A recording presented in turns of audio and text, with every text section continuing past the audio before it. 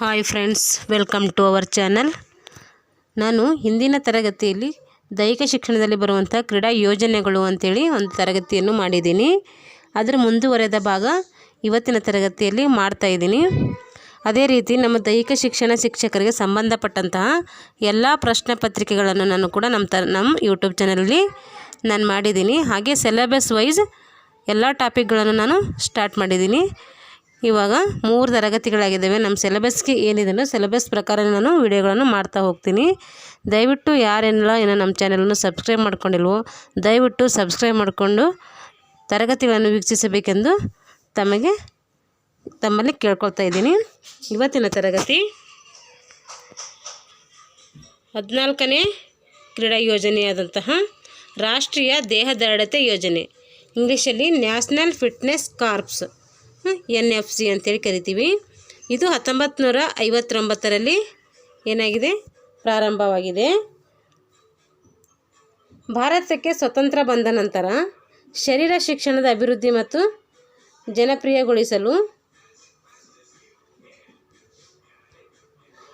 ಜನಪ್ರಿಯಗೊಳಿಸುವ ಉದ್ದೇಶದಿಂದ NCC ಮತ್ತು ACC ಎಂಬ 2 ಸಂಸ್ಥೆಗಳು ಏನು ಮಾಡಿದವು ಅಂದರೆ, ಹೆಚ್ಚು ಹಣ ವ್ಯಯದಿಂದ ಯಾವುದೇ ನಿರೀಕ್ಷಿತ ಫಲಿತಾಂಶ ಬಂದಿಲ್ಲ ಇದಕ್ಕೆ. ಅದಕ್ಕೋಸ್ಕರ HN ಕುಂಜ್ರು ಅವ್ರ ನೇತೃತ್ವದಲ್ಲಿ ಏನು ಮಾಡಿದ್ರು ಅಂದರೆ ಒಂದು ಸಮಿತಿಯನ್ನು ರಚನೆ ಮಾಡಿದರು. ಅದು ಸಮಿತಿ ಅನೇಕ ಶಿಕ್ಷಣ ತಜ್ಞರ ಮತ್ತು ಶಿಕ್ಷಣ ಸಂಸ್ಥೆಯ ಮುಖ್ಯಸ್ಥರನ್ನು ಸಂಪರ್ಕಿಸಿ ಕೆಲವೊಂದು ಏನು ಮಾಡ್ತಂದರೆ ಶಿಫಾರಸುಗಳನ್ನು HN ಕುಂಜ್ರು ಸಮಿತಿ ಮಾಡಿತ್ತು. ಆ ಶಿಫಾರಸುಗಳು ಏನಂದರೆ, ರಾಷ್ಟ್ರಗೀತೆಯನ್ನು ಹಾಡಬೇಕು. ರಾಷ್ಟ್ರಗೀತೆ ಹಾಡುವುದರ ಮೂಲಕ ಮಕ್ಕಳಲ್ಲಿ ಏನು ಮಾಡ್ಬೋದು, ನಾವು ಅದರ ಗೌರವವನ್ನು ಸೂಚಿಸಬೇಕು. ಹಾಗೆ ಪ್ರತಿಯೊಂದು ವಿದ್ಯಾರ್ಥಿಗೆ ರಾಷ್ಟ್ರೀಯ ಧ್ವಜಾರೋಹಣ ಮಾಡಬೇಕು ಮತ್ತು ಧ್ವಜ ಅವರೋಹಣ ಮಾಡಬೇಕು. ಅಂದರೆ ಏರಿಸಬೇಕು, ಧ್ವಜ ಇಳಿಸುವ ವಿಧಾನವನ್ನು ಎರಡೂ ಕಲಿಸ್ಕೊಳ್ಬೇಕು. ಹಾಗೆ ರಾಷ್ಟ್ರಗೀತೆ ಗೌರವಿಸುವುದರ ಬಗ್ಗೆಯೂ ಕೂಡ ಕಲಿಸ್ಬೇಕು. ರಾಷ್ಟ್ರದ ಎಲ್ಲ ಶಿಕ್ಷಕರಿಗೆ ಸಂಸ್ಥೆಗಳಿಗೆ ಒಂದೇ ರೀತಿಯ ಶಿಕ್ಷಣದ ಕಾರ್ಯಕ್ರಮವನ್ನು ಅಳವಡಿಸಬೇಕು ಮತ್ತು ಸಮಗ್ರ ಶಿಕ್ಷಣ ಯೋಜನೆ ಜಾರಿಯಲ್ಲಿರುವಂತೆ ನೋಡ್ಕೊಳ್ಬೇಕು. ಶಾಲೆಗಳಲ್ಲಿ ಪಠ್ಯಕ್ರಮ ಐಚ್ಛಿಕವಾಗಿರಬೇಕು ಮತ್ತು ಕಡ್ಡಾಯವಾಗಿರಬೇಕು. ವ್ಯಾಸಂಗ ಮಾಡಲಿಕ್ಕೆ ಒಂದು ಕ್ರಮಬದ್ಧವಾಗಿ ಇದು ಒಂದು ಯೋಜನೆ ನೀಡಬೇಕು. ಅಂದರೆ ವ್ಯಾಸಂಗ ಮಾಡಲಿಕ್ಕೆ ಕಡ್ಡಾಯವಾದಂಥ ಒಂದು ಕ್ರಮಗಳನ್ನು ಇಲ್ಲಿ ಅಳವಡಿಸಬೇಕು ಅಂತ ಅರ್ಥ. ಐಚ್ಛಿಕ ವ್ಯಾಸಂಗ ಕ್ರಮದಲ್ಲಿ ಸ್ಕೌಟಿಂಗ್, ನಿಸರ್ಗ ಸಂಚಾರ, ಪರ್ವತಾರೋಹಣ, ಕ್ರೀಡೆ, ನೃತ್ಯ, ನಾಟಕ, ಸಂಗೀತ ಮುಂತಾದ ಚಟುವಟಿಕೆಗಳಲ್ಲಿ ಏನು ಮಾಡಬೇಕಂದ್ರೆ ಒಂದು ಕಡ್ಡಾಯವಾಗಿರಬೇಕು. ಇವೆಲ್ಲ ಚಟುವಟಿಕೆಗಳಲ್ಲಿ ಇರಬೇಕು. ಆದರೆ ಆಯ್ಕೆ ಪರಿಣಿತರ ಸಹಾಯದಿಂದ ಮೇಲ್ವಿಚಾರಣೆ ನಡೆಸಬೇಕು. ನಿರೀಕ್ಷಿತ ಮಟ್ಟದಲ್ಲಿ ಫಲಿತಾಂಶ ನೀಡದೇ ಇರುವ NCC ಮತ್ತು NDS ಯೋಜನೆಗಳನ್ನು ಮುಂದುವರಿಸುವ ಅವಶ್ಯಕತೆ ಇರೋದಿಲ್ಲ. ಈಗಾಗಲೇ ತರಬೇತಿ ಹೊಂದಿದಂಥ ಬೋಧಕರನ್ನು ಹೊಸ ಯೋಜನೆಗೆ ಅನುಗುಣವಾಗಿ ತರಬೇತಿಯನ್ನು ನೀಡಿ ಪರಿವರ್ತಿಸಬೇಕು. ಮಕ್ಕಳಿಗೆ ಶಿಬಿರಾಗ್ನಿ, ನಿಸರ್ಗ ಸಂಚಾರ ಮುಂತಾದ ಚಟುವಟಿಕೆಗಳಲ್ಲಿ ಹೆಚ್ಚಿನ ಪ್ರೋತ್ಸಾಹ ನೀಡಬೇಕು.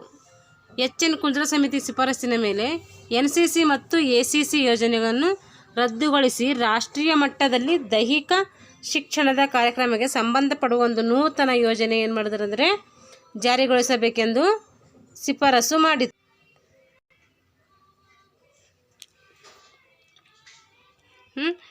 ಹೀಗೆ ಏನಾಯ್ತಂದರೆ HN ಕುಂಜ್ರು ಸಮಿತಿ ಶಿಫಾರಸಿನ ಫಲವಾಗಿ 1959ರಲ್ಲಿ ರಾಷ್ಟ್ರೀಯ ದೇಹದಾರ್ಢ್ಯತೆ ಯೋಜನೆ ಜಾರಿಗೊಳಿಸಿತು ಅಂತ ಅರ್ಥ. ಇದರ ಲಕ್ಷಣಗಳು ಹೆಂಗಿದ್ದವು, NFC ಯೋಜನೆ ಲಕ್ಷಣಗಳು ಅಂದರೆ ಅದು ಹೇಗಿರಬೇಕಂತ ಹೇಳಿದರು ಅಂತಂದರೆ, ರಾಷ್ಟ್ರದ ಎಲ್ಲ ಶೈಕ್ಷಣಿಕ ಸಂಸ್ಥೆಗಳಲ್ಲಿ ಶರೀರ ಶಿಕ್ಷಣವನ್ನು ಕಡ್ಡಾಯವಾಗಿ ಮಾಡಬೇಕು. ಶರೀರ ಶಿಕ್ಷಣಕ್ಕೆ ಏನು ಮಾಡ್ತಾರೆ ಅಂದರೆ ಪ್ರಾಮುಖ್ಯತೆ ನೀಡ್ತಾರೆ ಅಂತ ಅರ್ಥ.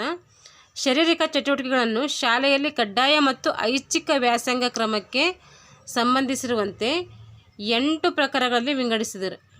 1 ಟೇಬಲ್ ಕಾರ್ಡು, ಜಿಮ್ನಾಸ್ಟಿಕ್ಕು ಮತ್ತು ಜನಪದ, ಮೈನರ್ ಮತ್ತು ಮೇಜರ್ ಗೇಮ್ಸು ಹಾಗೂ ರಿಲೇಜ್, ಟ್ರ್ಯಾಕ್ ಆ್ಯಂಡ್ ಫೀಲ್ಡ್ ಸ್ಪರ್ಧೆಗಳು, ಲೇಜಿಮ್ಸ್, ಕಾಂಪಿಟಿವ್ಸ್, ಕವಾಯತ್ತು, ಸಮುದಾಯ ಹಾಡುಗಾರಿಕೆ, ರಾಷ್ಟ್ರಗೀತೆ, ರಾಷ್ಟ್ರೀಯ ಸಮಗ್ರತೆ ಮತ್ತು ಭಾವೈಕ್ಯತೆ. ಹೀಗೆ 8 ರೀತಿಯ ಅಂದರೆ ಗೇಮ್ಸ್ಗಳನ್ನು ಇಲ್ಲೇನು ಮಾಡಿದ್ರು ಅಂದರೆ ಇಲ್ಲಿ ಅಳವಡಿಸಲಾದರು. ಹಾಗೆ ಶಾಲೆಗಳಲ್ಲಿ ದೈಹಿಕ ಶಿಕ್ಷಣ ಅವಧಿಗಳು ಮಕ್ಕಳ ವಯಸ್ಸಿಗೆ ಅನುಗುಣವಾಗಿರಬೇಕು. 5ರಿಂದ 8ನೇ ತರಗತಿಗೆ ವಾರಕ್ಕೆ 5 ದೈಹಿಕ ಶಿಕ್ಷಣ ಅವಧಿಗಳು ನಡೆಸಬೇಕು. 9ರಿಂದ 10ನೇ ತರಗತಿಗೆ ವಾರಕ್ಕೆ 4 ದೈಹಿಕ ಶಿಕ್ಷಣ ಅವಧಿ ಇರಬೇಕು. 10ನೇ ತರಗತಿಯಿಂದ ಮೇಲ್ಪಟ್ಟು ವಾರಕ್ಕೆ 2 ಅಥವಾ 4 ದೈಹಿಕ ಶಿಕ್ಷಣ ಅವಧಿಗಳನ್ನು ಇರಬೇಕು. ಹಾಗೆ ದೈಹಿಕ ಶಿಕ್ಷಣದ ಅವಧಿಯು 35ರಿಂದ 40 ನಿಮಿಷಗಳವರೆಗೆ ಇರಬೇಕು.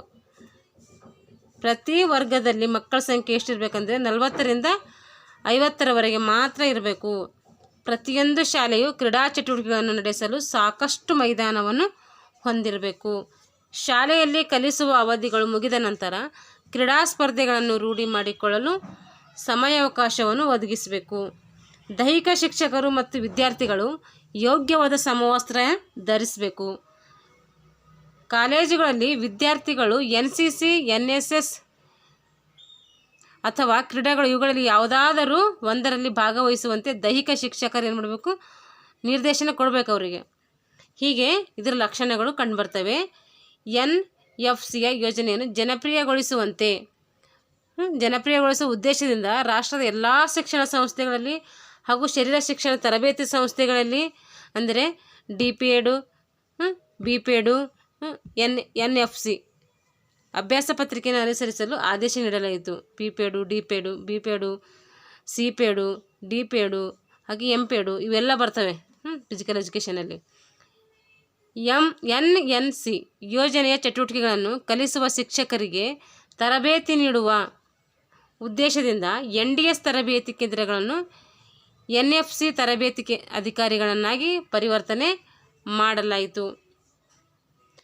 NFCಯ ಎಲ್ಲ ಕಾರ್ಯಕ್ರಮಗಳನ್ನು ದೈಹಿಕ ಶಿಕ್ಷಣದ ಕೈಪಿಡಿ ಎಂಬ ಪುಸ್ತಕದಲ್ಲಿ ಪ್ರಕಟಿಸಿ ರಾಷ್ಟ್ರದ ಶಿಕ್ಷಣ ಸಂಸ್ಥೆಗಳಲ್ಲಿ ಕಾರ್ಯನಿರ್ವಹಿಸುವಂತೆ ದೈಹಿಕ ಶಿಕ್ಷಕರಿಗೆ ಹೆಚ್ಚಿನ ಮಾರ್ಗದರ್ಶನ ಇಲ್ಲಿ ಒದಗಿಸಲಾಯಿತು.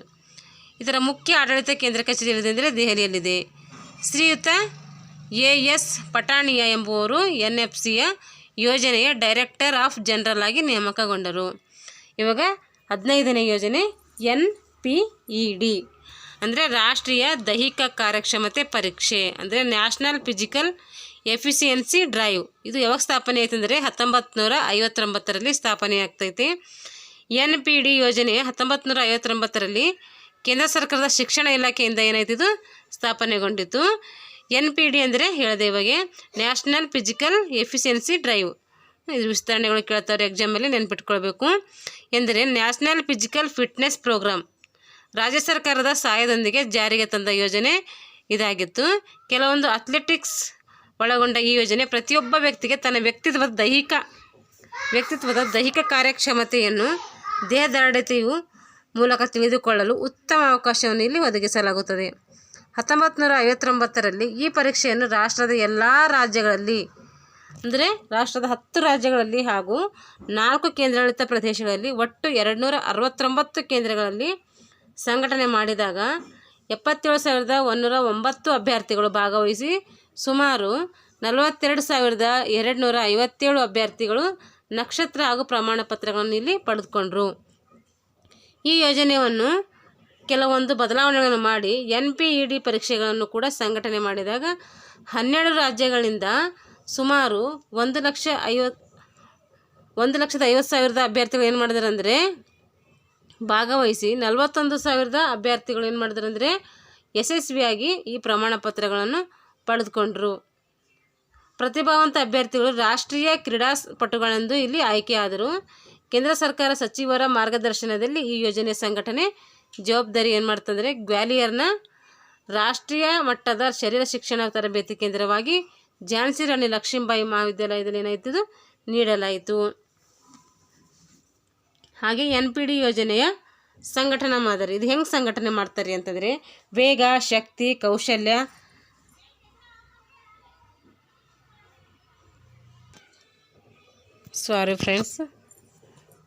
ವೇಗ, ಶಕ್ತಿ ಅಂದರೆ ಇದು ಹೆಂಗೆ ಸಂಘಟನೆ ಮಾಡ್ತಾರೆ ಅಂದರೆ ವೇಗ, ಶಕ್ತಿ, ಕೌಶಲ್ಯ, ಕಷ್ಟ ಸಹಿಷ್ಣುತೆ, ಮೈಮಣೆತ, ಚಪಲತೆ ಮುಂತಾದ ವ್ಯಕ್ತಿಯ ದೈಹಿಕ ಗುಣಗಳಿರಬೇಕು. ಇಲ್ಲಿ ಇವೆಲ್ಲ ಗುಣಗಳು ಈ ಯೋಜನೆಯಲ್ಲಿ ಇರಬೇಕು. ಇಂತಹ ಗುಣಗಳು ವ್ಯಕ್ತಿಯ ದೈಹಿಕ ನಿಲುವನ್ನು ಒಳಗೊಂಡಿರ್ತೈತೆ. ಸ್ತ್ರೀ ಮತ್ತು ಪುರುಷರು ಏನು ಮಾಡ್ತಾರೆ ಇಲ್ಲಿ ಪ್ರತ್ಯೇಕವಾಗಿ ಪರೀಕ್ಷೆಗಳನ್ನು ಇಲ್ಲಿ ನಡೆಸ್ತಾರೆ. ಇಲ್ಲಿ ಆ ಮತ್ತು ಬಾ ಎಂಬ 2 ಗುಂಪುಗಳಾಗಿ ವಯಸ್ಸಿನ ಆಧಾರದ ಮೇಲೆ ವಿಂಗಡಣೆ ಮಾಡ್ತಾರೆ. 18 ವರ್ಷ ಮೇಲ್ಪಟ್ಟವರು ಆ ಮತ್ತು ಬಾ ಗುಂಪಿನ ಯಾವುದಾದ್ರೂ 5 ಸ್ಪರ್ಧೆಗಳನ್ನು ಇಲ್ಲಿ ಆಯ್ದುಕೊಂಡು ಎಲ್ಲ ಸ್ಪರ್ಧೆಗಳಲ್ಲಿ ಯಶಸ್ವಿಯಾಗಿ ಅರ್ಹತೆಯನ್ನು ಪಡೆದುಕೊಳ್ತಾರೆ. ಇಲ್ಲಿ 25 ವರ್ಷ ಮೇಲ್ಪಟ್ಟವರು ಬೇಕಾದ 2 ಗುಂಪಿನಲ್ಲಿ ಭಾಗವಹಿಸ್ಬೋದು. ಆದರೆ 18 ವರ್ಷದ ಮೇಲ್ಪಟ್ಟ ಕಿರಿಯರ ವಿಭಾಗದಲ್ಲಿ ಪರೀಕ್ಷೆಯನ್ನು ತೆಗೆದುಕೊಳ್ಳಬೇಕು. NPED ಪರೀಕ್ಷೆಯ ಅಭ್ಯರ್ಥಿಗಳ ಅನುಕೂಲಕ್ಕಾಗಿ ವಯೋಮಾನದ ಪ್ರಕಾರ ಈ ಕೆಳಗಿನಂತೆ ವರ್ಗೀಕರಣ ಇಲ್ಲಿ ಮಾಡಲಾಗಿದೆ. ಇಲ್ಲಿ ಗುಂಪುಗಳು ಮತ್ತು ವಯಸ್ಸು. ಸಬ್ ಜೂನಿಯರ್ ಇಲ್ಲಿ ವಯಸ್ಸು ಎಷ್ಟಿರ್ತದೆ? 14ರಿಂದ 16 ವರ್ಷ. ಜೂನಿಯರ್ 16ರಿಂದ 18 ವರ್ಷ. ಸೀನಿಯರ್ 18ರಿಂದ 25 ವರ್ಷ. ಪ್ರೌಢರು 25 ವರ್ಷ ಮೇಲ್ಪಟ್ಟವರು. ಹೀಗೆ 4 ಗುಂಪುಗಳಾಗಿ ಇಲ್ಲಿ ಮಾಡ್ತಾರೆ. A=1 ಬ್ಯಾಟ್ರಿ ಇದು ಸ್ತ್ರೀಯರಿಗೆ ಮತ್ತು ಪುರುಷರಿಗೆ ಇರ್ತೈತೆ. ಇಲ್ಲಿ 100 ಮೀಟರು, 800 ಮೀಟರು ಉದ್ದ ಜಿಗಿತ ಇರುತ್ತೆ, ಎತ್ತರ ಜಿಗಿತ ಇರುತ್ತೆ, ಗುಂಡು ಎಸೆತ ಇರುತ್ತೆ. ಇದರಲ್ಲಿ B ಬ್ಯಾಟ್ರಿಯಲ್ಲಿ ಏನಿರ್ತದೆ ಅಂದರೆ ಇದು ಪುರುಷರಿಗಾಗಿ ಮಾತ್ರ, ಇಲ್ಲಿ ಮಹಿಳೆಯರಿರಲ್ಲ. ಇಲ್ಲಿ 100 ಮೀಟರ್ ಉದ್ದ ಜಿಗಿತ ಇರ್ತೈತೆ, ಕ್ರಿಕೆಟು, ಬಾಲ್ ಎಸೆತ, ಸಿಟಾಪ್ಸ್ ಮತ್ತು 8 ನಿಮಿಷದ ಓಟ ಹಾಗೂ ನಡಿಗೆ ಇರ್ತೈತೆ. ಸಿಯಲ್ಲಿ ಇದು 3 ಬ್ಯಾಟ್ರಿ, ಇದು ಸ್ತ್ರೀಯರಿಗಾಗಿ ಮಾತ್ರ, ಇಲ್ಲಿ ಪುರುಷರು ಬರಲ್ಲ. ಇಲ್ಲಿ ಇವರಿಗೆ 100 ಮೀಟರ್ ಓಟ 100 ಮೀಟರ್ ಉದ್ದ ಜಿಗಿತ ಇರುತ್ತೆ, ಥ್ರೋಬಾಲ್ ಮತ್ತು ಸಿಟಾಪ್ಸ್ ಮತ್ತು 8 ನಿಮಿಷದ ಓಟ ಮತ್ತು ನಡಿಗೆ. NPED ಪರೀಕ್ಷೆಗೆ ಕೊಡುವ ಅಭ್ಯರ್ಥಿಗಳು ಈ ಮೇಲ್ಕಣಿಸಿದ ಬ್ಯಾಟ್ರಿಗಳನ್ನು ಒಳಗೊಂಡಿರುವ ಸ್ಪರ್ಧೆಗಳ ಮೇರೆಗೆ ಈ ಕೆಳಗಿನ 3 ಪ್ರಕಾರದ ನಕ್ಷತ್ರಗಳಲ್ಲಿ ಭಾಗವಹಿಸ್ಬೋದು. ನಕ್ಷತ್ರ 1, ನಕ್ಷತ್ರ 2, ನಕ್ಷತ್ರ 3 ಅಂತೇಳಿ. ಸಾಮಾನ್ಯವಾಗಿ ಕೇಂದ್ರ ಸರ್ಕಾರದ ಸಹಾಯದಿಂದ ಈ ಪರೀಕ್ಷೆಯನ್ನು ಎಲ್ಲ ಶಿಕ್ಷಣ ಸಂಸ್ಥೆಗಳಲ್ಲಿ ಹಾಗೂ ಶರೀರ ಶಿಕ್ಷಣ ತರಬೇತಿ ಕೇಂದ್ರಗಳಲ್ಲಿ ನಡೆಸುವರು. A ಬ್ಯಾಟ್ರಿಗೆ ಸಂಬಂಧಪಡುವ ನಕ್ಷತ್ರಗಳಲ್ಲಿ ಯಶಸ್ವಿಯಾದ ಅಭ್ಯರ್ಥಿಗಳಿಗೆ ರಾಷ್ಟ್ರೀಯ ಕ್ರೀಡಾಪಟುಗಳು ಎಂದು ಪರಿಗಣಿಸಿ ಅಂತಾರಾಷ್ಟ್ರೀಯ ಕ್ರೀಡಾ ಸ್ಪರ್ಧೆಗಳಲ್ಲಿ ಭಾಗವಹಿಸಲು ಮಾಡ್ತಾರೆ, ಇಲ್ಲಿ ಅವಕಾಶ ನೀಡಿಕೊಡ್ತಾರೆ. NPED ಯೋಜನೆಯು ಮುಂದೆ NPFP ಅಂತ ಇದು ಹೆಸರನ್ನು ಬದಲಾಯಿಸಿಕೊಂಡಿತು. ಇಲ್ಲಿ ದೇಹದೃಢತೆ ಮತ್ತು ಶಿಕ್ಷಣ ಇಲಾಖೆಯಿಂದ ನೂತನವಾಗಿ ವಿದ್ಯಾರ್ಥಿಗಳಿಗೆ ಸಿದ್ಧಪಡಿಸಲಾದ ಸ್ಕೋರಿಂಗ್ ಟೇಬಲ್ಗಳ ಮೂಲಕ ದೇಹದಾಢ್ಯತೆಯನ್ನು ಮಾಡ್ತಾರೆ, ಇಲ್ಲಿ ಪರೀಕ್ಷೆ ಮಾಡ್ತಾರೆ. ಇಲ್ಲಿಗೆ NPEDಯ ಒಂದು ಯೋಜನೆ ಮುಗಿತು. ಇವಾಗ ರಾಷ್ಟ್ರೀಯ ಪಠ್ಯಕ್ರಮ ನೆಲೆಗಟ್ಟು 2005 ರಾಷ್ಟ್ರೀಯ ಪಠ್ಯಕ್ರಮ ಹೇಗಿತ್ತು ಅವಾಗ ಅಂತೇಳಿ ನೋಡ್ರಿ. ಭಾರತ ದೇಶ ವೈವಿಧ್ಯಮಯ ಏಕತೆಯಿಂದ ಹೊಂದಿದ್ದು ಸ್ವತಂತ್ರ ರಾಷ್ಟ್ರವಾಗಿದಲ್ಲದೆ ಎಲ್ಲರ ಕ್ಷೇಮ ಅಂದರೆ ಎಲ್ಲರಿಗೂ ಒಂದು ಒಳ್ಳೆಯದನ್ನು ಬಯಸುವ ಮತ್ತು ಪ್ರಜಾಸತ್ತಾತ್ಮಕ ಮೌಲ್ಯಗಳಿಗೆ ಇದು ಬದ್ಧವಾಗಿದೆ. ಇದು 1986ರಲ್ಲಿ ಇದು ರಾಷ್ಟ್ರೀಯ ಶಿಕ್ಷಣ ನೀತಿ ಎಂದು ಸಂಸತ್ತಿನಲ್ಲಿ ಅನುಮೋದನೆಗೊಂಡು ಪುನಃ ವಿನ್ಯಾಸಗೊಳಿಸಿ ರಾಷ್ಟ್ರೀಯ ಶಿಕ್ಷಣ ವ್ಯವಸ್ಥೆಯನ್ನು ನಿರ್ಮಿಸುವತ್ತ ಪ್ರಯತ್ನ ಇಲ್ಲಿ ಸಾಗಿದೆ. 1976ರವರೆಗೆ ಭಾರತೀಯ ಸಂವಿಧಾನದಲ್ಲಿ ಪ್ರಸ್ತಾಪವಾಗಿರುವ ಶಿಕ್ಷಣ ನೀತಿಯಲ್ಲಿ ವ್ಯಾಸಂಗ ಕ್ರಮವನ್ನು ಒಳಗೊಂಡು ಶಾಲಾ ಶಿಕ್ಷಣದ ಎಲ್ಲ ವಿಷಯಗಳನ್ನು ಏನು ಮಾಡ್ತಾರೆ, ಇಲ್ಲಿ ಇದ್ರ ಕುರಿತು ಚರ್ಚೆ ಮಾಡ್ತಾರೆ. ತನ್ನ ಅಧಿಕಾರ ವ್ಯಾಪ್ತಿಯಲ್ಲಿ ಸೂಕ್ತ ನಿರ್ಧಾರವನ್ನು ತೆಗೆದುಕೊಳ್ಳುವ ಸ್ವಾತಂತ್ರ್ಯವನ್ನು ರಾಜ್ಯ ಸರ್ಕಾರಗಳಿಗೆ ನೀಡಲಾಗಿದೆ. ನೀತಿ ನಿರ್ಧಾರಗಳಿಗೆ ಸಂಬಂಧಿಸಿದಂತೆ ಕೇಂದ್ರ ಸರ್ಕಾರವು ರಾಜ್ಯ ಸರ್ಕಾರಗಳಿಗೆ ಮಾರ್ಗದರ್ಶನ ನೀಡುವುದಷ್ಟೇ ಅಲ್ಲದೆ ಅದಕ್ಕೆ ಸಂಬಂಧಪಟ್ಟಂಥ ಹಲವಾರು ಅಂಶಗಳು ಇಲ್ಲಿ ನೀಡಲಾಗಿದೆ. ಈ ಸಂಬಂಧ 1980ರಲ್ಲಿ ರಾಷ್ಟ್ರೀಯ ಶಿಕ್ಷಣ ಆಯೋಗದ ವರದಿ, 1975ರಲ್ಲಿ NCERT ಏನು ಮಾಡ್ತಂದರೆ ಈ ರೂಪಿಸಿದಂಥ ಇದು ಯಾವ ಪಠ್ಯಕ್ರಮ ರೂಪಿಸಿತೋ ಆ ಪಠ್ಯಕ್ರಮದ ಮೇಲೆ ಇದೇನಂತ ಹೊರಬಂದವು. 1970ರಲ್ಲಿ ಸಂವಿಧಾನಕ್ಕೆ ತಿದ್ದುಪಡಿ ತಂದ ಶಿಕ್ಷಣ ಸಂಯುಕ್ತ ಪಟ್ಟಿಯಲ್ಲಿ, ಶಿಕ್ಷಣ ಯಾವ ಪಟ್ಟಿಯಲ್ಲಿದೆ? ಸಂಯುಕ್ತ ಪಟ್ಟಿಯಲ್ಲಿ ಅಥವಾ ಸಮವರ್ತ ಪಟ್ಟಿಯಲ್ಲಿದೆ ಅಂತೇಳಿ ಹೇಳ್ಬೋದು. 1980ರಲ್ಲಿ ಪ್ರಥಮವಾಗಿ ದೇಶದೆಲ್ಲೆಡೆ ಏಕರೂಪದ ರಾಷ್ಟ್ರೀಯ ಶಿಕ್ಷಣ ನೀತಿ ಜಾರಿಗೆ ಬಂದಿತ್ತು. ಮಾನ್ಯ ಮಾನವ ಸಂಪನ್ಮೂಲ ಅಭಿವೃದ್ಧಿ ಸಚಿವರು ಲೋಕಸಭೆಯಲ್ಲಿ ನೀಡಿದ ಹೇಳಿಕೆ ನಂತರ NCERT ಪಠ್ಯಕ್ರಮ ಕಾರ್ಯಕಾರಿ ಸಮಿತಿಯು 2004ರಿಂದ 19/7/2004ರಿಂದ 19/7/2004 ರವರೆಗೆ ನಡೆದ ಸಭೆಯಲ್ಲಿ ರಾಷ್ಟ್ರೀಯ ಪಠ್ಯಕ್ರಮ ನೆಲೆಗಟ್ಟು ಪರಿಷ್ಕರಿಸಿ ಒಂದು ತೀರ್ಮಾನಕ್ಕೆ ಬರಲಾಯಿತು. ಪ್ರೊಫೆಸರ್ ಯಶ್ಪಾಲ್ ಅವರ ಅಧ್ಯಕ್ಷತೆಯಲ್ಲಿ ಈ ಸಮಿತಿಯನ್ನು ರಚಿಸ್ತಾರೆ. ರಾಷ್ಟ್ರೀಯ ಶಿಕ್ಷಣ ನೀತಿ 1986 ಮತ್ತು ನಂತರದ ರಾಷ್ಟ್ರೀಯ ಪಠ್ಯಪುಸ್ತಕ ಆಗಿಂದಾಗ ಏನಾಯಿತು, ಇಲ್ಲಿ ಪರಿಷ್ಕರಣೆ ಮಾಡಲಾಯಿತು. ಇಲ್ಲಿ 1986ರಲ್ಲಿ ಮಾಡಿದ್ರು, 1990 89 ಮತ್ತು 99ರಲ್ಲಿ ಮಾಡಿದ್ರು. 1999 ಮತ್ತು 2000ರಲ್ಲಿ ಮಾಡಿದ್ರು. 2000 ಮತ್ತು 2001ರಲ್ಲಿ ಹಾಗೂ 2004 2005ರಲ್ಲಿ ಏನಾಯಿತು, ಪಠ್ಯಕ್ರಮವನ್ನು ಪರಿಷ್ಕರಣೆ ಮಾಡಲಾಯಿತು. ಮಗುವಿನ ಬೆಳವಣಿಗೆಯಲ್ಲಿ ಆರೋಗ್ಯ ಮತ್ತು ದೈಹಿಕ ಶಿಕ್ಷಣ ಏನು ಅತ್ಯಂತ ಪ್ರಮುಖವಾದಂಥ ಪಾತ್ರವನ್ನು ಇಲ್ಲಿ ವಹಿಸ್ತದೆ. ಶಾಲೆಗೆ ಮಗುವಿನ ಪ್ರವೇಶ, ಶಾಲೆಯಲ್ಲಿ ಮಗು ಉಳಿಯುವುದು, ಶಿಕ್ಷಣವನ್ನು ಪೂರೈಸಿದ ಮೇಲೆ ಏನಾಗಿತ್ತು, ಇಲ್ಲಿ ಗಮನಾರ್ಹವಾದಂಥ ಒಂದು ಪರಿಣಾಮವನ್ನು ಇಲ್ಲಿ ಬೀರ್ತೈತೆ. NCF 2005 ಪುಟ ಸಂಖ್ಯೆ ಅಂದರೆ 150ರಲ್ಲಿ ಇದನ್ನು ಒತ್ತಿ ಹೇಳಲಾಗಿದೆ. ಅಂದರೆ ಇದಕ್ಕೆ ಮಹತ್ವವನ್ನು ಕೊಟ್ಟು ಇಲ್ಲಿ ಹೇಳಿದ್ದಾರೆ. ಪಠ್ಯಕ್ರಮ ಮಗುವಿನ ದೈಹಿಕ, ಸಾಮಾಜಿಕ, ಭಾವನಾತ್ಮಕ, ಮಾನಸಿಕ ಬೆಳವಣಿಗೆಗೆ ದೈಹಿಕ ಶಿಕ್ಷಣ ಮತ್ತು ಆರೋಗ್ಯ ಶಿಕ್ಷಣ, ಯೋಗ ಮತ್ತು ಉತ್ತಮ ಕೊಡುಗೆ ಏನು ಮಾಡ್ತದೆ, ಇಲ್ಲಿ ನೀಡ್ತೈತೆ. NCF 2005 ವಿಶೇಷತೆ ಅಥವಾ ಅದರ ತತ್ವಗಳು ಹೇಗಿದ್ದಾವೆ ಅಂತೇಳಿ. ಶಾಲೆಯ ಹೊರಗಿನ ವಾತಾವರಣಕ್ಕೆ ನಮ್ಮ ಜ್ಞಾನವನ್ನು ಏನು ಮಾಡಬೇಕು, ಅದರಲ್ಲಿ ಸಂಯೋಜನೆಗೊಳಿಸ್ಕೋಬೇಕು, ಅಂದರೆ ಸೇರಿಸ್ಕೋಬೇಕು ಅಂತ ಅರ್ಥ. ಉರುವಲು ಹೊಡೆದು ಅಂದರೆ ಕಂಠಪಾಠ ವಿಧಾನ ಏನು ಮಾಡ್ತದೆ, ಇಲ್ಲಿ ಕಂಠಪಾಠ ವಿಧಾನ ವಿರೋಧ ಮಾಡ್ತೈತೆ, ಇಲ್ಲಿ ಕಂಠಪಾಠ ಮಾಡೋಂಗಿಲ್ಲ ಅಂತ ಹೇಳ್ತೈತೆ. ಪಠ್ಯಪುಸ್ತಕಗಳು ಹಾಗೂ ಪಠ್ಯಕ್ರಮವನ್ನು ಕಲಿಕೆ ಮೀರುವಂತೆ ಮಾಡಿ ಸಮೃದ್ಧಗೊಳಿಸಬೇಕು. ಇದರಲ್ಲಿ ಏನಿರಬೇಕಂದ್ರೆ ಸಮೃದ್ಧವಾದಂತಹ ಅಂಶಗಳು ಇಲ್ಲಿ ಅಡಗಿರಬೇಕು ಅಂತ ಹೇಳ್ತೈತೆ. ಪರೀಕ್ಷಾ ಪದ್ಧತಿಗಳು ಸನ್ನಿವೇಶಕ್ಕೆ ತಕ್ಕಂತೆ ಮಾರ್ಪಾಡು ಮಾಡಿಕೊಳ್ಳಲು ಬರುವಂತಿರಬೇಕು ಮತ್ತು ಉತ್ತಮವಾದ ವಾತಾವರಣ ಇಲ್ಲಿ ಇರಬೇಕು. ಪ್ರಥಮ ಕಲಿಕಾರ್ಥಿಯನ್ನು ಶಾಲೆಯಲ್ಲಿ ಉಳಿಸಿಕೊಳ್ಬೇಕು ಮತ್ತು ಪೂರಕವಾದ ವಾತಾವರಣವನ್ನು ಇಲ್ಲಿ ಕಲಿಸಬೇಕು. ಪಠ್ಯಕ್ರಮವನ್ನು ಮೀರಿ ಮಗುವಿಗೆ ಜ್ಞಾನವನ್ನು ಬೆಳೆಸಬೇಕು. ಆರೋಗ್ಯ ಮತ್ತು ದೈಹಿಕ ಶಿಕ್ಷಣ ಇಲ್ಲಿ ಇಂಪಾರ್ಟೆಂಟ್ ಕೊಡ್ತಾರೆ. ಇವೆಲ್ಲ ಅಂಶಗಳು ಏನು ಮಾಡ್ತವೆ ಅಂದರೆ ಇದರಲ್ಲಿ NCFಲ್ಲಿ ಬರ್ತವೆ.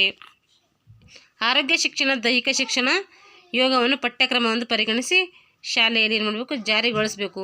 ಬಿಡಿ ಬಿಡಿ ವಿಧಾನ ಇಲ್ಲಿ ಮಾಡಿ ಶಿಕ್ಷಕರಿಗೆ ಮಕ್ಕಳಿಗೆ ಬೋಧನೆ ಮಾಡಬೇಕು. ದೈಹಿಕ ಶಿಕ್ಷಣ, ಕ್ರೀಡೆ, ಯೋಗ ಈ ಮುಂತಾದವುಗಳು ನೋಡ್ಬೇಕಂದ್ರೆ ಒಂದು ನಿರ್ದಿಷ್ಟ ಸಮಯದಲ್ಲಿ ಮಕ್ಕಳಿಗೆ ಬೋಧನೆ ಮಾಡಬೇಕು ಅಂತೇಳಿ ಇದರಲ್ಲಿ ಹೇಳ್ತಾರೆ. ಮಗುವಿನ ಸರ್ವಾಂಗೀಣ ಅಭಿವೃದ್ಧಿ ಆಗಬೇಕಾದರೆ ಅವ್ರಿಗೆ ಏನು ಮಾಡಬೇಕಂದ್ರೆ ನಾವು ಈ ರೀತಿ ಎಲ್ಲ ಅಂಶಗಳು ಅಳವಡಿಸ್ಕೊಂಡು ಬೋಧನೆ ಮಾಡಿದರೆ ಅದು ಯಶಸ್ವಿ ಆಗ್ತದೆ ಅಂತ ಹೇಳ್ತಾರೆ. ಆರೋಗ್ಯ ಮತ್ತು ದೈಹಿಕ ಶಿಕ್ಷಣವನ್ನು ಪ್ರಾಥಮಿಕ ಹಂತ, ಮಾಧ್ಯಮಿಕ ಹಂತ ಒಂದು ಕಡ್ಡಾಯ ವಿಷಯವಾಗಿ ಬೋಧಿಸಬೇಕು. ಉನ್ನತ ಶಿಕ್ಷಣದಲ್ಲಿಯೂ ಇದೊಂದು ಐಚ್ಛಿಕ ವಿಷಯವಾಗಿ ಕಲಿಸಬೇಕು ಅಂತೇಳಿ ಹೇಳ್ತಾರೆ. ಈಗಿರುವ ಪರಿಸ್ಥಿತಿಗಿಂತ ಭಿನ್ನವಾಗಿ ಇದಕ್ಕೆ ಇತರೆ ವಿಷಯಗಳಂತೆ ಸಮಾನ ದರ್ಜೆಯನ್ನು ನೀಡಬೇಕು. ಅಂದರೆ ಎಲ್ಲ ಸಬ್ಜೆಕ್ಟ್ಗಳಂತೆ ಇದಕ್ಕೂ ಕೂಡ ಒಂದು ಸ್ಥಾನವನ್ನು ಕಲ್ಪಿಸಬೇಕು. NCF ಇದ್ರ ಪ್ರಕಾರ ಎಲ್ಲ ತಿಳಿಸ್ತೈತೆ. ಆರೋಗ್ಯ ಮತ್ತು ದೈಹಿಕ ಶಿಕ್ಷಣ, ಯೋಗ ಎಲ್ಲ ವಿಷಯಗಳನ್ನು ನೀಡಬೇಕು, ಸಂಯೋಜಿಸಿ ಮಾಧ್ಯಮಿಕ, ಪ್ರಾಥಮಿಕ ಮತ್ತು ಸೇವಾಪೂರ್ವ ತರಬೇತಿಯಲ್ಲಿ ಇದನ್ನು ಅಳವಡಿಸ್ಕೊಳ್ಬೇಕು. ಯೋಗವನ್ನು ಶಾಲೆಯನ್ನು ಅಳವಡಿಸಲು ಸಾಧ್ಯವಾಗುವಂತೆ ಅವುಗಳ ಪಠ್ಯಕ್ರಮ ಮತ್ತು ಶಿಕ್ಷಕ ತರಬೇತಿ ಕೇಂದ್ರಗಳನ್ನು ಪುನರ್ವಿಮರ್ಶೆ ಇಲ್ಲಿ ಮಾಡಬೇಕು.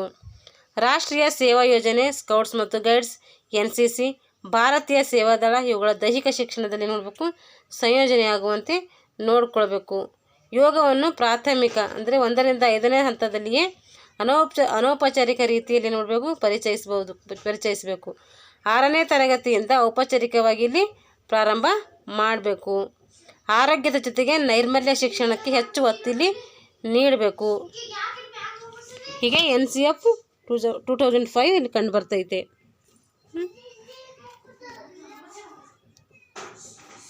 ಈಗ RTE ಭಾರತದಲ್ಲಿ ಜನಿಸಿದ 6ರಿಂದ 14 ವರ್ಷದ ಮಕ್ಕಳಿಗೆ ಏನು ಮಾಡಬೇಕು, ಉಚಿತ ಮತ್ತು ಕಡ್ಡಾಯ ಶಿಕ್ಷಣ ನೀಡಬೇಕು ಅಂತೇಳಿ ಹೇಳ್ತೈತೆ. 8ನೇ ತರಗತಿಯವರೆಗೆ ಪ್ರಾಥಮಿಕ ಶಿಕ್ಷಣದಲ್ಲಿ ಮಗುವನ್ನು ವಿದ್ಯಾಭ್ಯಾಸ ತಡೆಯುವಂತಲ್ಲ, ಅದಕ್ಕೆ ವಿದ್ಯಾಭ್ಯಾಸ ಕೊಡಲೇಬೇಕು. ಅಥವಾ ಹೊರ ಹಾಕುವಂಥ ಅಥವಾ ಅನುತ್ತೀರ್ಣ ಅಂದರೆ ಫೇಲ್ ಮಾಡೋಂಗಿಲ್ಲ. ಇಲ್ಲಿ ಶಾಲೆಗೆ ದಾಖಲಿಲ್ಲದ ಮಗುವನ್ನು ವಯಸ್ಸಿಗೆ ಅನುಗುಣವಾಗಿ ನೋಡಬೇಕು. ನಾವು ಯಾವ ತರಗತಿಗೆ ಸೇರಬೇಕು ಆ ತರಗತಿಗೆ ಒಯ್ದು ಸೇರಿಸಬೇಕು. ದಾಖಲಾತಿಗೆ ವಯಸ್ಸಿನ ಪ್ರಮಾಣಪತ್ರ ಅಥವಾ ಜನನ ಪ್ರಮಾಣಪತ್ರ ಇಲ್ಲ ಎಂಬ ಕಾರಣಕ್ಕಾಗಿ ಅವರನ್ನು ಅಡ್ಮಿಷನ್ ಮಾಡ್ಕೊಳ್ಳಲ್ಲ ಅಂತ ನಾವು ಹೇಳೋಕ್ಕಾಗಲ್ಲ, ಹೇಳಬಾರ್ದಲ್ಲಿ. ಕಾಂಪಿಟೇಷನ್ ಶುಲ್ಕ ಅಂದರೆ ಡೊನೇಷನ್, ಇದನ್ನು ನಾವು ಮಕ್ಕಳಿಂದ ವಸೂಲಿ ಮಾಡಬಾರ್ದು. ಮಗುವಿನ ದಾಖಲಾತಿಯನ್ನು ಮಾಡಿಕೊಳ್ಳುವಾಗ ಮಗುವಿನಿಂದ ಅಥವಾ ಪೋಷಕರಿಂದ ಯಾವುದೇ ಸಂದರ್ಶನವನ್ನು ನಾವು ಮಾಡಬಾರ್ದು. ಪ್ರಾಥಮಿಕ ಶಿಕ್ಷಣ ಪೂರೈಸಿದ ಮಗುವಿಗೆ ಪ್ರಮಾಣಪತ್ರವನ್ನು ನೀಡಿ ಅದನ್ನು ಗೌರವಿಸಬೇಕು. 8ನೇ ತರಗತಿಯವರಿಗೆ ಯಾವುದೇ ಮಂಡಳಿಯಿಂದ ಪರೀಕ್ಷೆಗಳಲ್ಲಿ ನಡೆಸಬಾರ್ದು ಅಂತ ಹೇಳ್ತಾರೆ. 40 ಮಕ್ಕಳಿಗೆ ಅಂದರೆ 40 ಮಕ್ಕಳಿಗೆ ಒಬ್ಬ ಶಿಕ್ಷಕ ಇಲ್ಲಿ ಇರಬೇಕು ಅಂತ ಹೇಳ್ತೈತೆ. ಎಲ್ಲ ಖಾಸಗಿ ಶಾಲೆಗಳಲ್ಲಿ ದಾಖಲಾತಿಗಳಲ್ಲಿ ಸ್ಥಳೀಯರಿಗೆ ಮತ್ತು ನೆರೆಹೊರೆಯವರಿಗೆ, ಆರ್ಥಿಕ ಹಿಂದುಳಿದ ಸಮುದಾಯದವರಿಗೆ 25% ಮೀಸಲಾತಿಯನ್ನು ಇಲ್ಲಿ ಕೊಡಬೇಕು. ಕಾಯ್ದೆ ಜಾರಿಗೆ ಬಂದ 3 ವರ್ಷದೊಳಗೆ ಎಲ್ಲ ಜನವಸತಿ ಪ್ರದೇಶಗಳಲ್ಲಿ ಶಾಲೆಗಳನ್ನು ಕಡ್ಡಾಯವಾಗಿ ಇಲ್ಲಿ ಪ್ರಾರಂಭಿಸಬೇಕು.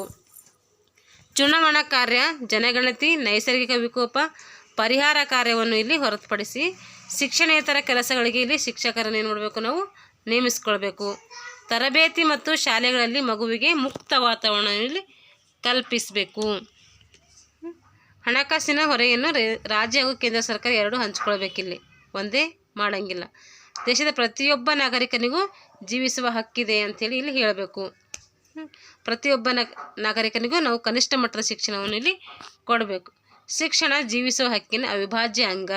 ನಾವು ಜೀವಿಸುವುದು ಹೆಂಗೆ ಒಂದು ಹಕ್ಕಿದೆಯೋ ಹಾಗೆ ಶಿಕ್ಷಣ ಪಡ್ಕೊಳ್ಳೋದು ಒಂದು ಹಕ್ಕಾಗಿದೆ ಅಂಥೇಳಿ ಇದರಲ್ಲಿ ಹೇಳ್ತಾರೆ. ಶಿಕ್ಷಣ ಪಡೆಯುವ ಮಗು ಏನು ಮಾಡಬೇಕಂದ್ರೆ ನಾಗರಿಕನ ಹಕ್ಕಾಗಿರೋದೆ ಸೆಕ್ಷನ್ 29H. ಇದರ ಅನ್ವಯ ನಿಗದಿಪಡಿಸಿದ ಸಮಯದಲ್ಲಿಯೇ ಶಿಕ್ಷಕರು ಪಠ್ಯ ಕಲಿಸಬೇಕು. ಪ್ರತಿ ಮಗುವಿನ ಪ್ರಗತಿಯನ್ನು ನಾವು ಮಾಹಿತಿ ಪಡ್ಕೊಳ್ಬೇಕು. ಪ್ರಗತಿ ನಿರಂತರವಾಗಿ ಇದೇನಾ ಅಂತ ತಿಳ್ಕೊಬೇಕು. ಅಲ್ಲ, ಶಾಲಾ ಕರ್ತವ್ಯಕ್ಕೆ ನಿರಂತರವಾಗಿ ಮತ್ತು ಸಮಯಬದ್ಧವಾಗಿ ಹಾಜರಾಗಬೇಕು. ಮಗುನೂ ಆಗಬೇಕು, ಶಿಕ್ಷಕರು ಆಗಬೇಕು. ಜ್ಞಾನದ ಗ್ರಹಿಕೆ ಈ ರೀತಿ ತರ್ಕಬದ್ಧ ತನ್ನ ಕರ್ತವ್ಯವನ್ನು ಏನು ಮಾಡಬೇಕಿಲ್ಲಿ ಅದನ್ನು ಅನ್ವಯಿಸಿ ಸಾಮರ್ಥ್ಯವನ್ನು ಮಕ್ಕಳಲ್ಲಿ ನಾವು ಬೆಳೆಸಬೇಕು. ಹಾಗೆ ನಿರಂತರ ಮೌಲ್ಯಮಾಪನ ಕೂಡ ಇಲ್ಲಿ ಮಾಡಬೇಕು ಅಂಥೇಳಿ ಇದರಲ್ಲಿ ಹೇಳ್ತಾರೆ. ಈ ಯೋಜನೆಗಳ ಮೇಲೆ ಮುಖ್ಯವಾದಂತಹ ಪ್ರಶ್ನೆಗಳು ಯಾವ್ಯಾವ ಕೇಳಿದರೆ ನೋಡಿ ಇಲ್ಲಿ. ದೈಹಿಕ ಶಿಕ್ಷಣ ಮತ್ತು ಆರೋಗ್ಯ ಶಿಕ್ಷಣ ಎಂದು ನಾಮಕರಣ ಮಾಡಿದ ಶಿಕ್ಷಣ ನೀತಿ ಯಾವುದು? ದೈಹಿಕ ಶಿಕ್ಷಣ ಮತ್ತು ಆರೋಗ್ಯ ಶಿಕ್ಷಣ ಅಂತೇಳಿ ಯಾವ್ದು ಹೆಸರಿಡ್ತಂದರೆ 1980ರ ನೂತನ ಶಿಕ್ಷಣ ನೀತಿ. ಇದೇನು ಮಾಡ್ತದೆ, ಇದು ದೈಹಿಕ ಶಿಕ್ಷಣಕ್ಕೆ ಹೆಸರಿಡ್ತೈತೆ.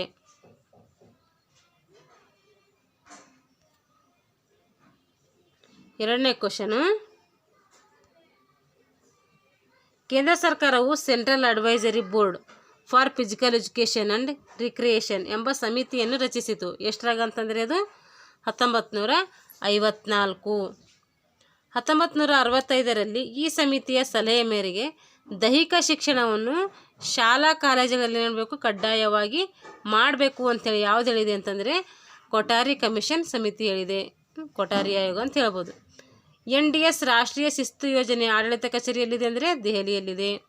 ಕರ್ನಾಟಕದಲ್ಲಿ ಇವರ ಸಮಿತಿಯ ಶಿಫಾರಸಿನ ಆಧಾರದ ಮೇಲೆ 2009ರಲ್ಲಿ ದೈಹಿಕ ಶಿಕ್ಷಣ ಪಠ್ಯಕ್ರಮವು ಶಾಲೆಗಳಲ್ಲಿ ವಿತರಣೆಯಾಗಬೇಕಂತ ಹೇಳಿದ್ರೆ ಅಂದರೆ professor LR Vaidyanathan. Professor LR Vaidyanathan ಸಮಿತಿಯಲ್ಲಿರುವ ಒಟ್ಟು ದೈಹಿಕ ಶಿಕ್ಷಣ ತಜ್ಞರ ಸಮಿತಿ ಎಷ್ಟಂದರೆ 7 ಜನ. ಪ್ರೊಫೆಸರ್ LR ವೈದ್ಯನಾಥನ್ ಸಮಿತಿಯ ಶಿಫಾರಸು ಮಾಡಿ ರಚನೆಯಾದ ಪಠ್ಯಪುಸ್ತಕದ ಪ್ರಾಯೋಗಿಕ ಮತ್ತು ತಾತ್ವಿಕ ಅನುಪಾತ ಎಷ್ಟಂದರೆ 60:40. ಅಂದರೆ ಪ್ರಾಯೋಗಿಕ ಎಷ್ಟಿರಬೇಕು, ಇಲ್ಲಿ ತಾತ್ವಿಕ ಎಷ್ಟಿರಬೇಕು ಅಂದರೆ ಪ್ರಾಯೋಗಿಕ ಎಷ್ಟಿರಬೇಕು, ಇಲ್ಲಿ 60 ಇರಬೇಕು, ತಾತ್ವಿಕ 40 ಇರಬೇಕು ಅಂತ ಪಠ್ಯಪುಸ್ತಕದಲ್ಲಿ. ಅಂದರೆ ಪ್ರಾಕ್ಟಿಕಲಿಗೆ ಇಲ್ಲಿ ಹೆಚ್ಚು ಇಂಪಾರ್ಟೆನ್ಸ್ ಕೊಡ್ತಾವ್ರೆ. ಪ್ರೊಫೆಸರ್ LR ವೈದ್ಯನಾಥನ್ ಅವರು ತಮ್ಮ ನಿವೃತ್ತಿಗೂ ಮೊದಲು ದೈಹಿಕ ಶಿಕ್ಷಣ ಪ್ರಾಧ್ಯಾಪಕರಾಗಿ ಸೇವೆ ಸಲ್ಲಿಸಿದ ಎಲ್ಲಿ ಅಂದರೆ ದೈಹಿಕ ಶಿಕ್ಷಣ ಮಹಾವಿದ್ಯಾಲಯ ಬೆಂಗಳೂರಿನಲ್ಲಿ. ಕರ್ನಾಟಕದಲ್ಲಿ ದೈಹಿಕ ಶಿಕ್ಷಣ ಪಠ್ಯಪುಸ್ತಕ ಸಮಿತಿ ಅಧ್ಯಕ್ಷರಾಗಿ ಇವರನ್ನು ನೇಮಕ ಮಾಡಲಾಯಿತು. ಯಾರಿಗೆ ಅಂದರೆ ಪ್ರೊಫೆಸರ್ ಆನಂದ್ ನಾಡ್ಗೇರ್. ಭಾರತದಲ್ಲಿ ನ್ಯಾಷನಲ್ ಡಿಸಿಪ್ಲಿನ್ ಸ್ಕೀಮ್ ಅಂದರೆ ರಾಷ್ಟ್ರೀಯ ಶಿಸ್ತು ಯೋಜನೆ ಸ್ಥಾಪನೆಯಾಗಿದ್ದು 24 ಜುಲೈ 1954. NCC ಅಂದರೆ ನ್ಯಾಷನಲ್ ಕೆಡೆಟ್ ಕಾರ್ಪ್ಸ್. ಭಾರತೀಯ ಕ್ರೀಡಾ ಪ್ರಾಧಿಕಾರ ಸಾಯಿ ಯಾವಾಗ ಸ್ಥಾಪನೆ ಆಯ್ತಂದರೆ 1984. ಸಾಯಿ ಅಂದರೆ ಸ್ಪೋರ್ಟ್ಸ್ ಅಥಾರಿಟಿ ಆಫ್ ಇಂಡಿಯಾ. 1987ರಲ್ಲಿ ಭಾರತೀಯ ಕ್ರೀಡಾ ಪ್ರಾಧಿಕಾರದ ಜೊತೆಗೂಡಿದ ಸಂಸ್ಥೆ ಸ್ನೈಪ್ಸ್. 1959ರಲ್ಲಿ ರಾಷ್ಟ್ರೀಯ ದೇಹದಾಢ್ಯತೆ ಯೋಜನೆಯು ಜಾರಿಗೆ ಬಂದಿದ್ದು ಈ ಕಮಿಟಿಗೆ ಸಲ್ಲಿಸಿದ ಶಿಫಾರಸಿನ ಸಲುವಾಗಿ ಅಂದರೆ HN ಕುಂಜ್ರೋ ಕಮಿಟಿ. ಸ್ಕೋರಿಂಗ್ ಟೇಬಲ್ ಮೂಲಕ ದೇಹದಾಢ್ಯತೆಯ ಪರೀಕ್ಷೆಗಳನ್ನು ನಡೆಸುವ ಸಂಸ್ಥೆ NPFP. ಭಾರತದಲ್ಲಿ ಮೊದಲ ದೈಹಿಕ ಶಿಕ್ಷಣ ಕಾಲೇಜು ಎಲ್ಲಿ ಪ್ರಾರಂಭ ಆಯಿತಂದರೆ 1920 YMCA ಮದ್ರಾಸಿನಲ್ಲಿ. YMCA ದೈಹಿಕ ಶಿಕ್ಷಣ ಕಾಲೇಜಿನ ಪ್ರಥಮ ಪ್ರಾಂಶುಪಾಲರು HC ಬಕ್. ಸ್ನಾತಕೋತ್ತರ ಭಾರತದಲ್ಲಿ ನ್ಯಾಷನಲ್ ಡಿಸಿಪ್ಲಿನ್ ಸ್ಕೀಮ್ ಜಾರಿ ಮಾಡಲು ಪ್ರೇರಣೆ ನೀಡಿದವರು GK ಭೋಸ್ಲೆ. ಭಾರತಕ್ಕೆ ಅಗತ್ಯ ಇರುವುದು ಆಟದ ಮೈದಾನಗಳೇ ಹೊರತು ಭಗವದ್ಗೀತೆಯಲ್ಲ ಎಂದವರು ಸ್ವಾಮಿ ವಿವೇಕಾನಂದ. ಭಾರತದಲ್ಲಿ ಪಾಶ್ಚಿಮಾತ್ಯ ರೀತಿಯ ಶಿಕ್ಷಣ ನೀಡಲು 1920ರಲ್ಲಿ ಪ್ರಾರಂಭಗೊಂಡ ಪ್ರಥಮ ದೈಹಿಕ ಶಿಕ್ಷಣ ಕಾಲೇಜು ಯಾವುದಂದರೆ YMCA ಕಾಲೇಜು ಫಿಸಿಕಲ್ ಎಜುಕೇಷನ್. ಇದೆಲ್ಲಂದರೆ ಮದ್ರಾಸಿನಲ್ಲಿ ಸ್ಟಾರ್ಟ್ ಆಗ್ತೈತೆ. NFCಯ ಪೂರ್ಣ ಹೆಸರು ನ್ಯಾಷನಲ್ ಫಿಟ್ನೆಸ್ ಕೋರ್. ದಕ್ಷಿಣ ವಲಯದಲ್ಲಿ ಭಾರತೀಯ ಕ್ರೀಡಾ ಪ್ರಾಧಿಕಾರ ಇರುವುದು Bengaluru. Netaji Subhash Chandra Bose national institute of sports ಪ್ರಾರಂಭವಾದುದು 1961 ಪಟಿಯಾಲದಲ್ಲಿ. ಸ್ಕೌಟ್ ಚಳವಳಿಯ ಜನಕ ಲಾರ್ಡ್ ಬೆಡನ್ ಪೋವೆಲ್. 1948ರಲ್ಲಿ ಕೇಂದ್ರ ಸರ್ಕಾರವು ಮಾಧ್ಯಮಿಕ ಶಾಲೆಗಳಲ್ಲಿ ದೈಹಿಕ ಶಿಕ್ಷಣದ ಬಗ್ಗೆ ವಿಮರ್ಶೆ ಮಾಡಲು ನೇಮಿಸಿಕೊಂಡ ಸಮಿತಿ ಯಾವುದೆಂದರೆ ತಾರಾಚಂದ್ ಕಮಿಟಿ. ಭಾರತೀಯ ಸ್ಕೌಟ್ ಅಸೋಸಿಯೇಷನ್ ಸ್ಥಾಪಕರು 1916ರ ಆ್ಯನಿ ಬೆಸೆಂಟ್, ಈಕೆ ಆಂಗ್ಲ ಮಹಿಳೆ. ಅಖಿಲ ಭಾರತ ಸ್ಪೋರ್ಟ್ಸ್ ಕೌನ್ಸಿಲ್ 1954ರಲ್ಲಿ ಪ್ರಾರಂಭ. Amateur athletic federation of India ಸ್ಥಾಪನೆಗೊಂಡಿದ್ದು 1944. School games federation of India ಸ್ಥಾಪನೆಗೊಂಡಿದ್ದು 1954. ಮದ್ರಾಸ್ನಲ್ಲಿ YMC college of physical education ಹುಟ್ಟು ಹಾಕಿದವರು ಯಾರಂದರೆ HC ಬಕ್. NPED ಪರೀಕ್ಷೆಗಳನ್ನು ಕೇಂದ್ರ ಸರ್ಕಾರವು ಇದರ ಸಹಾಯದೊಂದಿಗೆ ನಡೆಸಲಾಗುತ್ತದೆ ಅಂದರೆ ಗ್ವಾಲಿಯರ್ನ ಝಾನ್ಸಿ ರಾಣಿ ಲಕ್ಷ್ಮೀಬಾಯಿ ದೈಹಿಕ ಶಿಕ್ಷಣ ಮಹಾವಿದ್ಯಾಲಯ. ಭಾರತೀಯ ಸೇವಾದಳದ ಕರ್ತೃ ನಾಸು ಹರ್ಡೇಕರ್. 1859ರಲ್ಲಿ JH ಹುನೈಟ್ ಎಂಬುವರು ಸ್ಥಾಪನೆ ಮಾಡಿದ ರೆಡ್ ಕ್ರಾಸ್ ಸಂಸ್ಥೆ ಕೇಂದ್ರ ಕಚೇರಿ ಜಿನಿವಾ. ಸೆನೆಪ್ಸ್ ಅಂದರೆ the society for national institute of physical education sports, ಇದು ಪ್ರಾರಂಭಗೊಂಡಿದ್ದು 1966. ಭಾರತೀಯ ಕ್ರೀಡಾ ಪ್ರಾಧಿಕಾರದ ಮುಖ್ಯ ಕಚೇರಿ ಇರುವುದು ದೆಹಲಿ ನೆಹರು ಕ್ರೀಡಾಂಗಣ. RTE ರೈಟ್ ಟು ಎಜುಕೇಷನ್ ಮಸೂದೆಯನ್ನು ಮೊಟ್ಟ ಮೊದಲು ಜಾರಿಗೆ ತಂದ ದೇಶ ಇಂಗ್ಲೆಂಡ್. ಎಷ್ಟರಲ್ಲಿ ಅಂದರೆ 1881. ರಾಷ್ಟ್ರೀಯ ಪಠ್ಯಕ್ರಮ ನೆಲೆಗಟ್ಟು ಜಾರಿಗೆ ಬಂದ ವರ್ಷ 2005. NCF ಅಂದರೆ ನ್ಯಾಷನಲ್ ಕರಿಕ್ಯುಲಮ್ ಫ್ರೇಮ್ವರ್ಕ್. ಭಾರತದಲ್ಲಿ ಬ್ಯಾಟ್ರಿ ಪರೀಕ್ಷೆ ನಡೆಸುವ ಸಂಸ್ಥೆ NPED ಅಂದರೆ ರಾಷ್ಟ್ರೀಯ ದೈಹಿಕ ಕಾರ್ಯಕ್ಷಮತೆ ಪರೀಕ್ಷೆ ಅಂತ ಹೇಳಿ. Federation of international sports of university ಪ್ರಾರಂಭಗೊಂಡಿದ್ದು 1959. AICS ಅಂದರೆ all India council of sports, ಇದು ಯಾವ ಸ್ಥಾಪನೆ ಆಯಿತು 1954ರಲ್ಲಿ ಪ್ರಾರಂಭ ಆಯಿತು. AICSನ ಅಖಿಲ ಭಾರತೀಯ ಕ್ರೀಡಾ ಪರಿಷತ್ತು ಇವರ ಅಧ್ಯಕ್ಷತೆಯಲ್ಲಿ ಐತಂದರೆ ಮೌಲಾನಾ ಅಬ್ದುಲ್ ಕಲಾಂ ಆಜಾದ್. ಹೀಗೆ ಕ್ರೀಡಾ ಯೋಜನೆಗಳ ಮೇಲೆ ಏನಾಗಿದ್ದೀವಿ ಇದೇ ಥರ ಪ್ರಶ್ನೋತ್ತರಗಳನ್ನು ನೋಡಿದ್ದೀವಿ. ಇದೇ ರೀತಿ ನಾನು ನೆಕ್ಸ್ಟ್ ಯಾವ ಸಿಲೆಬಸ್ ಬರುತ್ತೋ ಅದರ ಬಗ್ಗೆ ಮುಂದಿನ ತರಗತಿಯನ್ನು ಮಾಡ್ತೀನಿ. ದಯವಿಟ್ಟು ಎಲ್ಲರೂ ನಮ್ಮ ಚಾನಲನ್ನು ಸಬ್ಸ್ಕ್ರೈಬ್ ಮಾಡಿಕೊಂಡು ವಿಡಿಯೋಗಳನ್ನು ವಾಚ್ ಮಾಡಿ ಅಂತ ಹೇಳ್ತಾ ಇಲ್ಲಿಗೆ ಈ ತರಗತಿಯನ್ನು ಮುಗಿಸ್ತೀನಿ. Thanks for all.